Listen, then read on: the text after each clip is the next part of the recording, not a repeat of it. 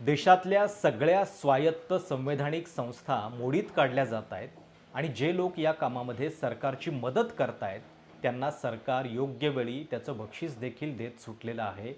जनमताची कसलीही भीती, कसलीही लाज या सरकारला वाटेनाशी झालेली आहे. 2024च्या लोकसभा निवडणुकीच्या वेळी ज्यांनी देशाचे निवडणूक आयुक्त म्हणून काम केलेलं होतं ते राजीव कुमार या देशातल्या सर्वात मोठ्या खाजगी बँकेचे चेअरमन म्हणून त्या बँकेच्या बोर्डाकडनं नियुक्त झालेले आहेत. आज सकाळीच वर्तमानपत्रामध्ये दोन बातम्या फार चिंतेच्या होत्या. एक बातमी होती राम मंदिरातल्या दानपात्रात होणाऱ्या चोरीबद्दलची. SBIनं या सगळ्या संदर्भातला अलर्ट 3 महिन्यांपूर्वीच दिलेला होता, पण तरी देखील हे लुटीचे प्रकार थांबू शकले नाहीत. आणि दुसरीकडं ही राजीव कुमार यांची बातमी. या बातम्या वाचत असतानाच व्हॉट्सॲप ग्रुपवरती एक मेसेज पण आला.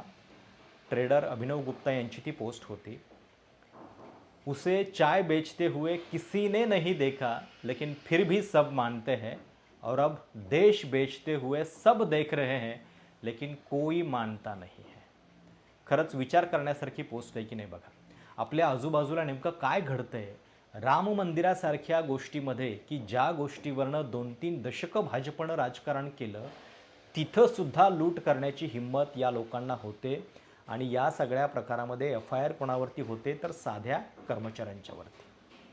दुसरीकडं ही पण बातमी किती भयानक आहे बघा की ज्यावेळी निवडणूक आयोग नावाच्या यंत्रणेची प्रतिष्ठा, त्यांची स्वायत्तता धोक्यात आहे, लोकांचा या निवडणूक आयोगाच्या निष्पक्षपातीपणावरती विश्वास उरलेला नाही आहे, तेव्हा निवडणूक आयुक्त म्हणून काम केलेल्या व्यक्तीला इतकं मोठं पद आणि ते देखील इतक्या कमी काळामध्ये दिलं जातं आहे. आता हे राजीव कुमार ज्यावेळी रिटायर झाले फेब्रुवारी 2025मध्ये त्यावेळी पत्रकारांना सांगत होते की मी निवृत्तीनंतर हिमालयाच्या डोंगरामध्ये जाऊन शांतपणे राहणार आहे, मला कुठल्याही पदाची अपेक्षा नाही आहे. पण ते किती खोटं बोलत होते हे आता आपल्याला कळतंय. आणि खरं तर म्हणजे या सगळ्यामध्ये अशाच पदासाठी ते खूप योग्य व्यक्ती आहेत. कारण तुम्हाला माहिती आहे या देशातले ते पहिले व्यक्ती आहेत ज्यांना पूर्णपणे क्रिमिनल इम्युनॉलॉजी जी आहे ती या सरकारनं प्राप्त करून दिलेली आहे.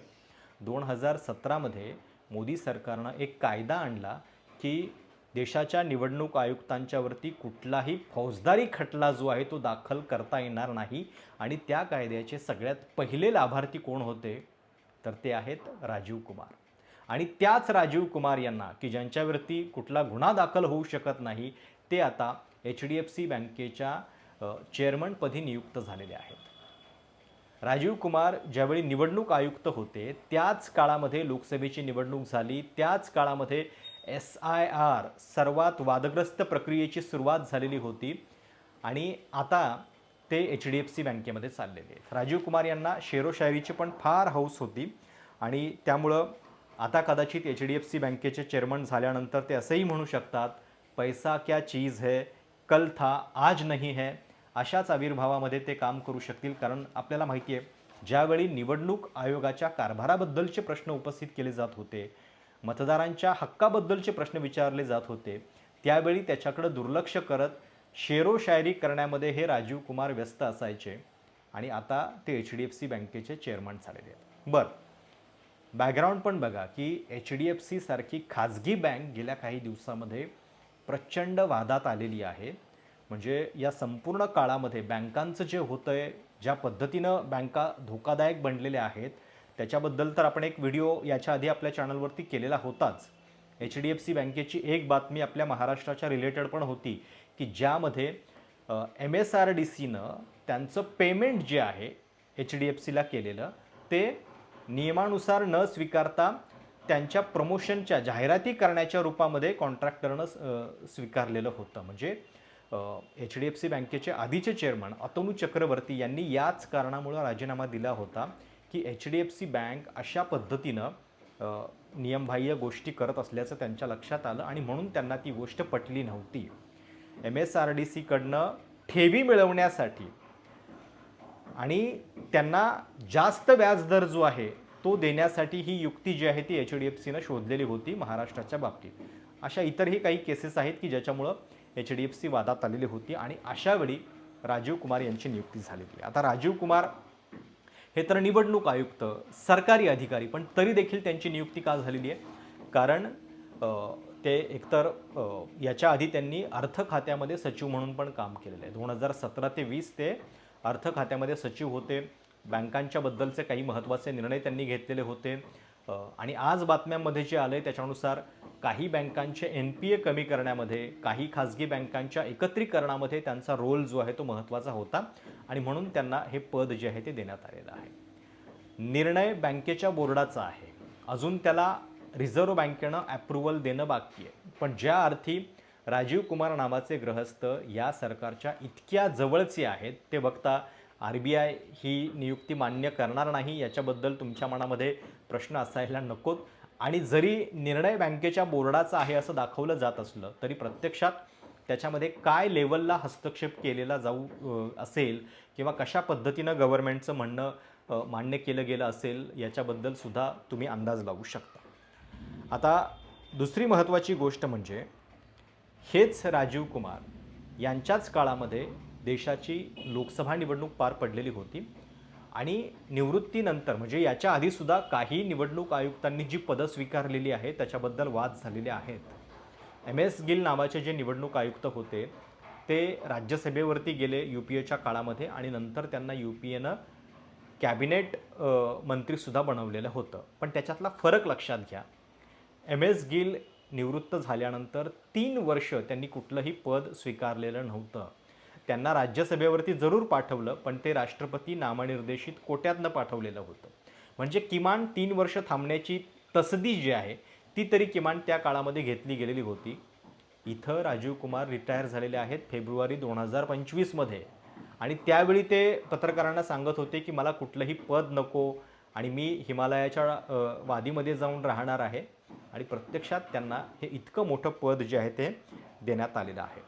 आता ज्यावेळी तुम्ही HDFCचे चेअरमन नियुक्त होता आणि HDFCच्या बोर्डामध्ये असता त्यावेळी तुम्हाला वर्षाचे 3-3.5 कोटी रुपये तर केवळ अशाच पद्धतीने मिळतात की तुम्ही त्यांच्या बैठकांना हजेरी लावताय म्हणून. कल्पना करून बघा की तुम्ही या सगळ्या पदाचे लाभ किती मोठे असणार आहेत. आणि निवडणूक आयोगामध्ये काम करणारा व्यक्ती म्हणजे खरं तर आपल्याकडं आत्ता ज्या पद्धतीने व्यवस्था मोडकळीस येत आहेत त्या पार्श्वभूमीवरती कायदा बनवण्याची गरज आहे की काही क्षेत्रातल्या लोकांना निवृत्तीनंतर लाभाची पदं मिळणार नाहीत. कॉक्रोच जनता पार्टीनं आत्ता जे आंदोलन सुरू केलं त्याच्यामध्ये सुद्धा त्यांची मागणी ही होती की या देशातल्या सुप्रीम कोर्टातल्या न्यायमूर्तींना निवृत्तीनंतर कुठलंही लाभाचं पद घेता येणार नाही. पण इथं आपण बघतोय की सरळ सरळ नियम सगळे धाब्यावरती बसवले जात आहेत आणि जे लोक आपल्या कामाला आले त्यांना अशा पद्धतीनं बक्षिसं वाटण्यामध्ये सुद्धा सरकारला जरा देखील किंतु परंतु वाटत नाही आहे. राजीव कुमार 1986 बॅचचे IAS अधिकारी आहेत, मूळचे झारखंडचे आहेत, त्यांना अर्थ खात्याचा अनुभव आहे म्हणून केवळ हे पद दिलं गेलेलं नाही आहे.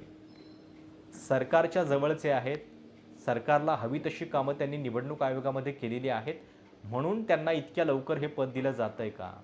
हा याच्यातला मूलभूत प्रश्न आहे आणि म्हणून या सगळ्याबद्दल चिंता जी आहे ती व्यक्त व्हायला पाहिजे. आणि ज्यावेळी आपल्या देशातल्या सगळ्या संस्थांचं भवितव्य धोक्यात आलेलं आहे त्यावेळी बघा तुम्ही की अशा पद्धतीच्या नियुक्त्या ज्या आहेत त्या किती धोकादायक आहेत.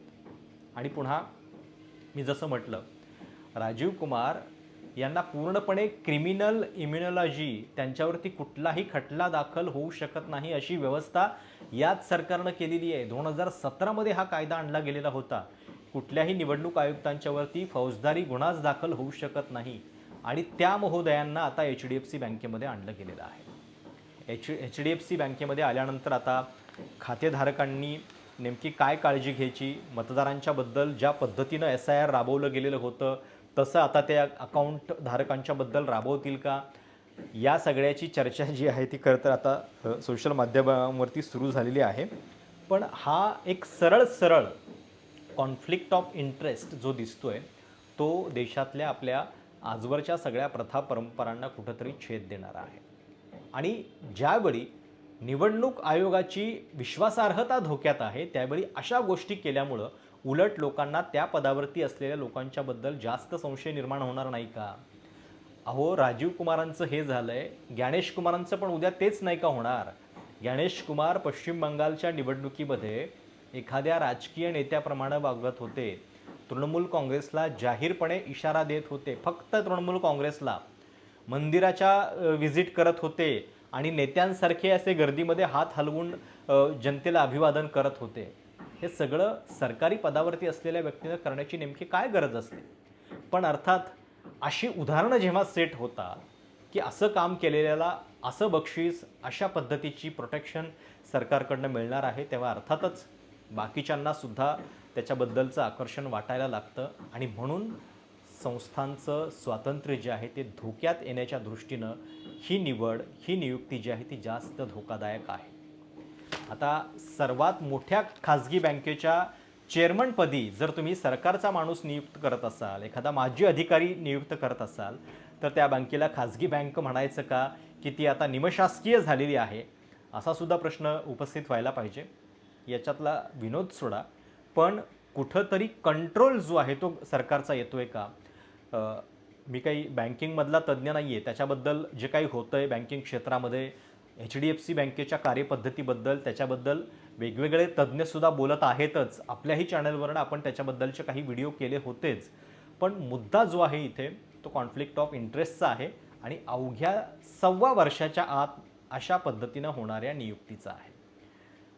निवडणूक आयोगातले कायदे बदलले गेले, निवडणूक आयुक्तांची नेमणूक करण्याच्या गोष्टी बदलल्या गेल्या आणि निवृत्तीनंतर त्यांना इतक्या सरळ पद्धतीनं अशी लाभाची पदं जी आहेत ती जर मिळत राहिली, तर या देशातली निवडणूक म्हणजे किती फार्स उरलेलं आहे, हे लोकांनी लक्षात घ्यायला पाहिजे. तुम्हाला या सगळ्याबद्दल नेमकं काय वाटतं? राजीव कुमार यांना त्यांच्या सरकारसोबत केलेल्या कामगिरीचंच हे बक्षीस मिळालेलं आहे का? तुमची प्रतिक्रिया आवर्जून कळवा. चॅनल सबस्क्राईब करायला विसरू नका.